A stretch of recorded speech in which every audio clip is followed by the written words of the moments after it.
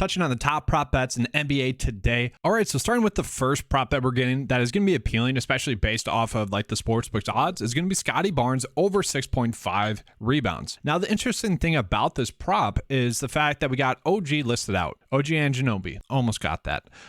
With him off the court, we don't really see any of the Raptors like benefit too much based off of their current props. Actually, Scotty Barnes averages 6.4 rebounds per 36, but we can see he might be someone that actually gets slightly over that number. Okay, and on the season, he is someone that averages 7.1 rebounds, and he averages about 35 minutes per game. Okay, and we can see his numbers have been up recently.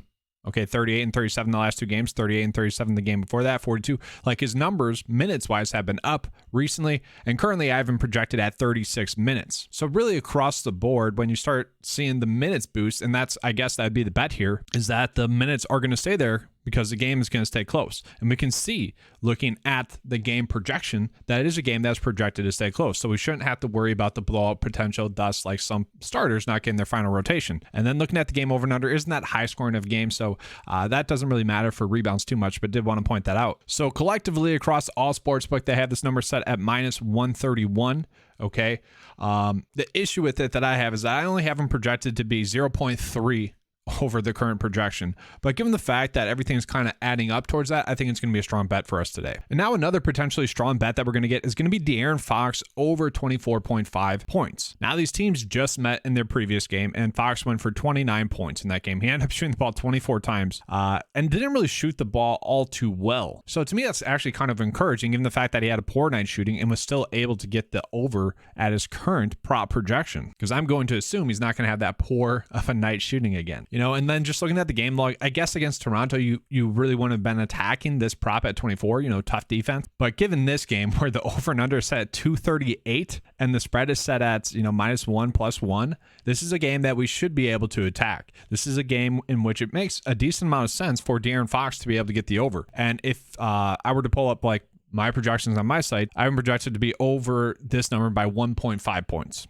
Okay, so not huge, but that stuff does add up. And now tack on the fact, DK Sportsbook just updated this number on De'Aaron Fox. It's actually set at 25 now. It was originally set at 24.5. So this is a number that we should be jumping on, it seems right now, because this just updated. So hopefully this is still there when you guys get to this video. I apologize. I didn't really realize I was going to adjust that much. That's a full point now.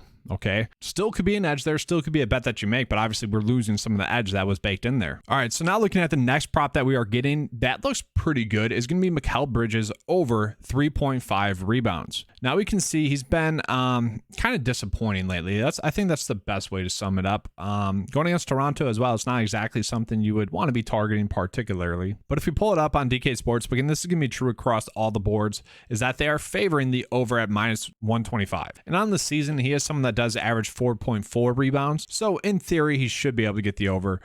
Maybe we're not expecting anything crazy, but like just 4 rebounds is kind of what I'm expecting in this one. So not a huge edge, but at the same time, should be able to get the over. The last time out against Toronto, though, only 2 rebounds. So he was 2 rebounds away from getting the over in that game. That's not encouraging. But, you know, that was the next best number that was popping out. Obviously, it's early, so we're not getting, you know, the full allotment of really mispriced players, odds-wise. So I'll go ahead and get into some players that, based off of their current minutes, are players that could be adjusted or should be adjusted upwards. So I'm like working on this data sheet to include stuff like this. So looking at it right now, based off of the current props that we have, they are projecting Keegan Murray to get around 29.7 minutes, okay? Whereas the current minutes projection for him is set at 34.2. So there's an edge there just based off of that minutes. Now, DK Sportsbook and the Sportsbook across the board are not really saying that he's going to be able to benefit too much from that. And they're actually saying his rebounds are favoring it being too high slightly. But the points is something that we could potentially choose to attack. Looking at his current points projection, it is set at 14.05. So there is a slight edge there. The worry is that the last game out against Minnesota, the one that we just saw, Only 8 points in that one. But let's go ahead and take a look at that. So Keegan Murray in that game did play 32 minutes. It was 3 for 8, 2 for 6. So he did have a poor night shooting, but the shot attempts just weren't there in the way that we would want it to hit the over. And typically speaking, I do want to be targeting someone that is going to shoot the ball, around 10 times. And, I would say we could kind of project him to get that. The biggest issue with a bet like this is the fact that it's kind of like the Golden State Warriors where, if one player gets hot, they're just going to kind of feed that player a little bit more, with Clay or Curry, Poole, Wiggins, they're going to feed that player a little bit more, favor that player a little bit more. Thus, the points might not be there for said other player. So for me, if we are smashing that De'Aaron Fox over and under, we're probably staying away from this one. But if you guys are worried about De'Aaron Fox, you don't think he's going to have a good game, then someone like Keegan Murray could benefit. And now one of my favorite bets on the day, kind of just based off of minutes and based off of the game and everything, is Jalen Williams over 14.5 points. Now this is a game that is currently projected to be close and currently projected to be an extremely high scoring game. That adds up to this being a pretty appealing prop. If we look at the points as well, they are slightly favoring Jalen Williams over 14.5 points slightly. I mean, it's basically an even push. But if we were to look at the injury situation, we can see Dort, Alexei, and James Earl Robinson are all out. Okay. With that, we have seen some interesting rotations from the Thunder. But with Dort out, we have seen Jalen Williams be a much more consistent producer. He scored 17 and 24 points in those games. And if I pull up his per 36 numbers, he's getting the third most minutes, and really it's tied for the second most minutes with those three players off the court, and he's averaging 15.6 points per game, or per 36. And so on the season, Jalen Williams only averages about 28.6 points, whereas in this game, I have him projected to score or to get 32 minutes. Now, the biggest eyesore is the fact that on the season only scoring about 12 points. Okay. That's the worry, but that's on 28 minutes. So we increase his minutes a little bit more. He should be able to get this over 14.5 points, especially given the fact that he's been able to do that recently, and the per 36 numbers would suggest that as well. Given the game over and under as well, he is going to be someone that needs to step up for him, because it's going to be Shy that's going to be scoring a lot. It's going to be Giddey that's going to be scoring a lot, and then it needs to be someone like Jalen Williams after that. And then for what it's worth, with how high this game is projected to be, SGA could be a good play. Okay. His per 36 numbers with Dort off the court and Alexei and James Earl Robinson are insane. I mean, he averages 39.6 points per 36, and this is a big sample size. Okay. 5 rebounds, 5.9 assists, a usage rate of 41.2%. And this was a number that when we first got news that Dort was going to be out 2 games ago, it was set at 40. I'm like, that can't be right. That's too high. It's actually went up since then, which is pretty crazy there. Averages 60 fantasy points per 36. So maybe we bet the fantasy points, because I doubt it's going to be over 45. Maybe it will. So we're not touching rebounds there for betting SGA.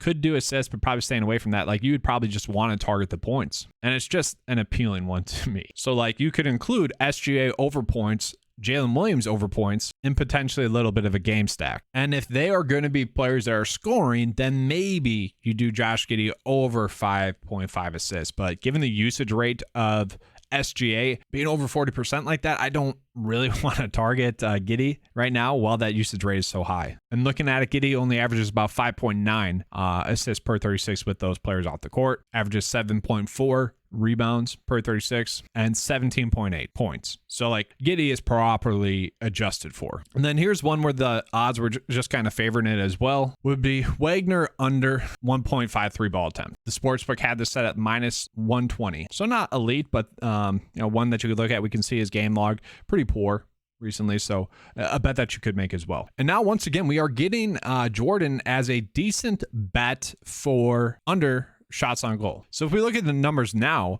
DK Sportsbook has it set at minus 145 to get the under. And this is, once again, why I like to attack NHL bets when they're available.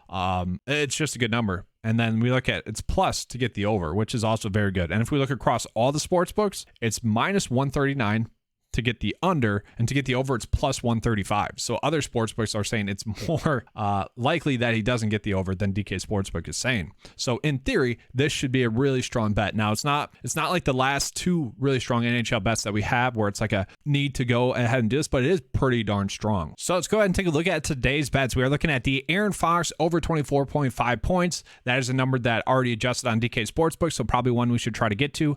Scotty Barnes more than 6.5 rebounds. The Sportsbook sportsbooks have that favor to be over. It is going to be one that's close, but given the sportsbooks favoring it, I'm going to trust that. Jalen Williams over 14.5 points. They're not really adjusting for Dort's injury right now and also the matchup. So that could be one that we're jumping on. I get why SGA's points are only set at 31 because that's such a high number. It's tough to price it higher than that, but the per 36 numbers would suggest that we should be betting the over.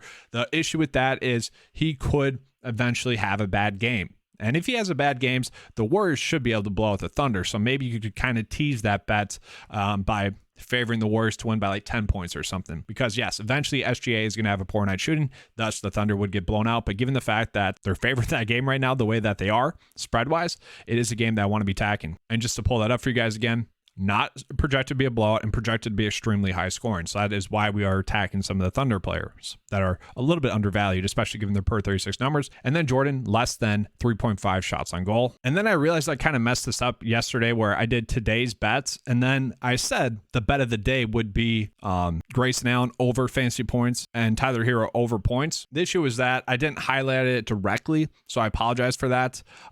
Today's bets, the only two that hit were the bet of the day.